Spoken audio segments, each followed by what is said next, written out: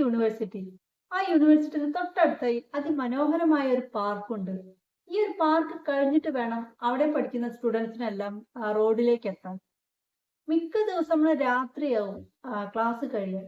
അതിലൊരു കുട്ടി എന്നും ഈ പാർക്കിലൂടെ പോകുമ്പോൾ അവന്റെ ശ്രദ്ധയിൽ ഒരു കാഴ്ച കണ്ടു. എന്താന്ന് വെച്ചാൽ ഒരു പെൺകുട്ടി ആ ഒരു പാർക്കിൽ ഒറ്റയ്ക്ക് ഇരിക്കുന്നതായിട്ട്, ആ അസമയത്ത് ഒറ്റയ്ക്ക് ആ പാർക്കിൽ ഒരു പെൺകുട്ടി ഇരിക്കുന്നതായിട്ട് അവന്റെ ശ്രദ്ധയിൽപ്പെട്ടു. ഫസ്റ്റ് ദിവസം അവന് കുറച്ചു നേരം ആ പെൺകുട്ടിയെ നോക്കി. പിറ്റേ ദിവസം വരുമ്പോഴും ആ പെൺകുട്ടി അവിടെ തന്നെ ഇരിക്കുന്നതായി അവൻ കണ്ടു. ഒന്ന് പോയി അന്വേഷിച്ചാലോ, എന്തുകൊണ്ടായിരിക്കും ആ പെൺകുട്ടി അവിടെ ഇരിക്കുന്നത്, അതും ഒറ്റയ്ക്ക്. പിന്നെ അവന് തോന്നി, വേണ്ട, എന്തെങ്കിലും ആവട്ടെ. അങ്ങനെ അവൻ വീട്ടിലേക്ക് പോയി. പിറ്റേ ദിവസം അവൻ വരുമ്പോൾ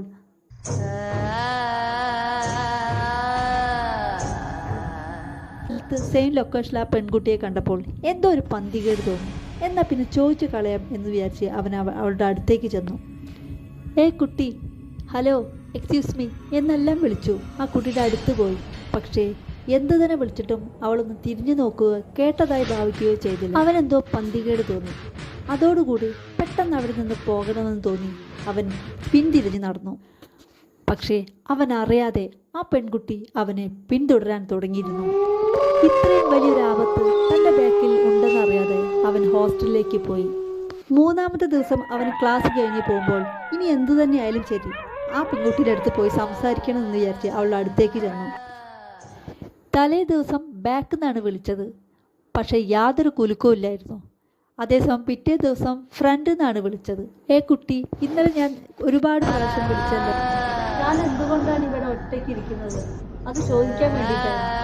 അപ്പൊ ആ പെൺകുട്ടി അവനെ തന്നെ കുറച്ചു നേരം നോക്കിയിട്ട് പറഞ്ഞു, തനിക്ക് ഒറ്റയ്ക്ക് ഇരിക്കുന്നതാണ് ഇഷ്ടം.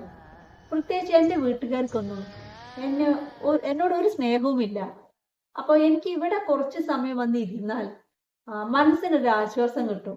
അതുകൊണ്ടാണ് ഞാൻ ഇവിടെ ഇരിക്കുന്നത്. അപ്പൊ ആ പെൺകുട്ടി ചോദിച്ചു, ഈ ഒരു യൂണിവേഴ്സിറ്റിയിലാണോ താൻ പഠിക്കുന്നത്?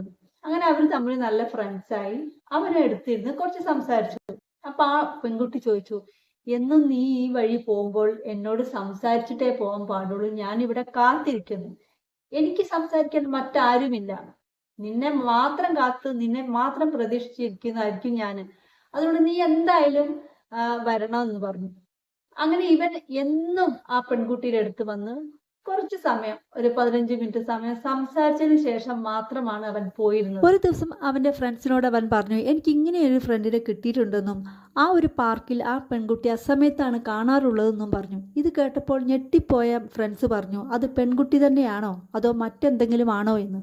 അപ്പോൾ അവൻ പറഞ്ഞു, അങ്ങനെയൊന്നുമല്ല, അത് പെൺകുട്ടി തന്നെയാണെന്ന്. ഞങ്ങളും അതുവഴിയാണല്ലോ പോകുന്നത്, എന്നിട്ട് ഇതുവരെ ഞങ്ങളൊന്നും കണ്ടിട്ടില്ലല്ലോ ഇങ്ങനെ ഒരു പെൺകുട്ടിയെ എന്ന് അവർ സംശയം പറഞ്ഞു.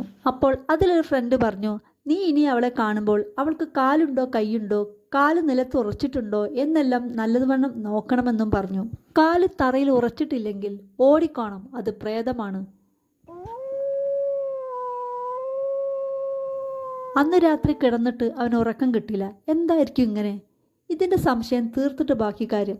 നാളെ അവളെ ശരിക്കും ഒന്ന് ശ്രദ്ധിക്കണമെന്ന് അവൻ കരുതി. പിറ്റേ ദിവസം നല്ലതുപോലെ അവൻ ശ്രദ്ധിച്ചു അവളെ. അവളുടെ ആ ഒരു ഫേസിലും കാലും കൈയും കാല് തറയിൽ ഉറച്ചിട്ടുണ്ട്. അപ്പോൾ അവന് നല്ലതുപോലെ ഒരു തണുപ്പാണ് മനസ്സിനുണ്ടായത്. ഒരു കുഴപ്പമില്ല, ഇത് സാധാരണ ഒരു പെൺകുട്ടി, മനുഷ്യ സ്ത്രീ തന്നെയാണെന്ന് മനസ്സിലായി. അങ്ങനെ ഇവൻ പിറ്റേ ദിവസം ഫ്രണ്ട്സിന്റെ അടുത്ത് പോയി പറഞ്ഞു, നിങ്ങൾ പറഞ്ഞതുപോലെയൊന്നുമല്ല, അതൊരു പെൺകുട്ടി തന്നെയാണ്, പ്രേതഭൂതം ഒന്നും അല്ല. അപ്പോൾ അവൻ്റെ ഫ്രണ്ട്സ് പറഞ്ഞു, ഇനി നീ അവളെ കാണുമ്പോൾ അവൾക്ക് 2 കൈയിലും ചൂണ്ടുവിരലുണ്ടോ എന്ന് പരിശോധിക്കണം. കാരണം ഒരു പെൺകുട്ടി അവിടെ മരിച്ചിരുന്നു 3 വർഷം മുൻപ്. അതിനുശേഷമാണ് ആ ഒരു പാർക്കിൽ തന്നെ ആരും പോവാതായത്. 3 വർഷങ്ങൾക്ക് മുൻപ് ഒരു അപകടത്തിലായിരുന്നു ഈ ഒരു യൂണിവേഴ്സിറ്റിയിലെ ഒരു മാഡത്തിൻ്റെ മകളായിരുന്നു അവൾ. അപ്പോൾ ഞങ്ങൾക്കൊരു സംശയമുണ്ട്, അവളാണോ? അപ്പോൾ നീ ഒന്ന് അത് പ്രത്യേകമായിട്ടൊന്ന് ശ്രദ്ധിക്കണമെന്ന് അവനോട് പറഞ്ഞു.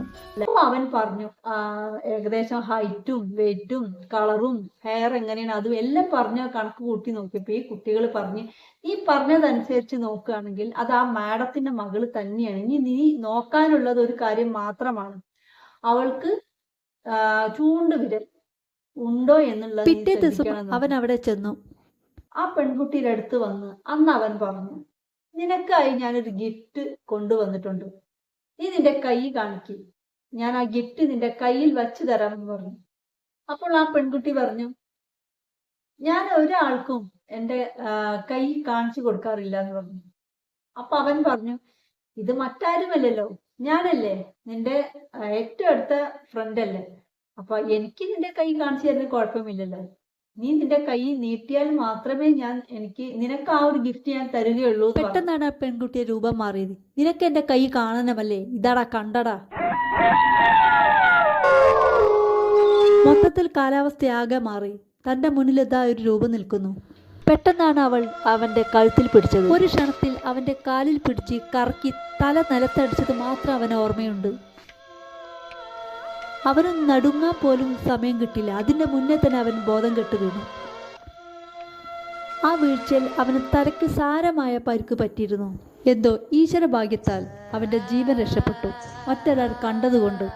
ഒരുപാട് കാലം വേണ്ടി വന്നു, ഒരുപാട് മാസങ്ങൾ തന്നെ അവൻ പഴയ ജീവിതത്തിലേക്ക് റിക്കവറായി വരാൻ. അപ്പോൾ ഈ വീഡിയോ നിങ്ങൾക്ക് ഇഷ്ടപ്പെട്ടെന്ന് വിചാരിക്കുന്നു. അപ്പൊ ഇതുപോലുള്ള വീഡിയോയിൽ നിങ്ങൾക്ക് താല്പര്യമുണ്ടെങ്കിൽ ലൈക്ക് അടിച്ചൊന്ന് സപ്പോർട്ട് ചെയ്യണേ. നമുക്ക് അടുത്തൊരു പുതിയ വീഡിയോയുമായി നമുക്ക് വീണ്ടും കാണാം.